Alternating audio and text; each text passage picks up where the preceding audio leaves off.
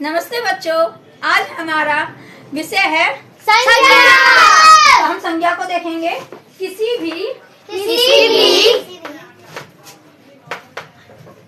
व्यक्ति वस्तु स्थान भाव आदि के नाम को संज्ञा कहते हैं। तो संज्ञा बच्चों किसे कहते हैं? किसी भी व्यक्ति वस्तु स्थान भाव आदि के नाम को संज्ञा कहते हैं। नॉर्मल भाषा में बोले तो संज्ञा किसी का भी नाम हो सकता है। अगर विश्व में कोई भी चीज है जिसका नाम है तो वो हमारी संज्ञा है। अब व्यक्ति में देख लीजिए, चाहे व्यक्ति में हो गया या वस्तु में हो गया, टेबल कुर्सी मेज, ये सब क्या है? संज्ञा है। अब हम देखेंगे इसके प्रकार। तो मूलतः संज्ञा के 3 प्रकार होते हैं। कितने होते हैं बच्चों? 3 पहला हम देखेंगे व्यक्तिवाचक संज्ञा, जातिवाचक संज्ञा और भाववाचक संज्ञा। तो मुख्य सिर्फ 3 संज्ञाएं देखी जाती है, व्यक्तिवाचक, जातिवाचक और भाववाचक।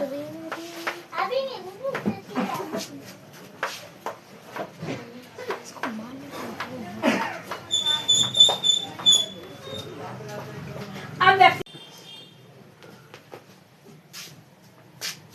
व्यक्तिवाचक संज्ञा वो संज्ञा होता है जिसमें किसी भी व्यक्ति वस्तु स्थान के नाम का बोध करा जाए। जैसे कि हमारा ताजमहल, लाल किला, मनमोहन सिंह, नरेंद्र मोदी, ये सब हमारे व्यक्तिवाचक संज्ञा है। उसके बाद हम देखते हैं जातिवाचक संज्ञा। जातिवाचक संज्ञा वो संज्ञा होती है जिसमें किसी भी पूरे जाति का बोध कराया जाए, चाहे वो किसी व्यक्ति की जाति हो या किसी फल की जाति हो या किसी भी वस्तु की जाति हो।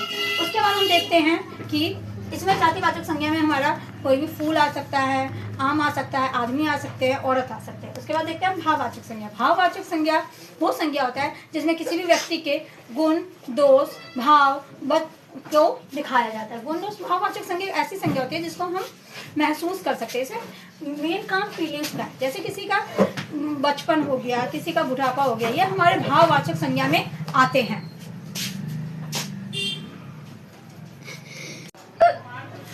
अंग्रेजी व्याकरण से प्रेरित होकर कुछ विद्वानों ने संज्ञा के 2 प्रकार और बताए हैं।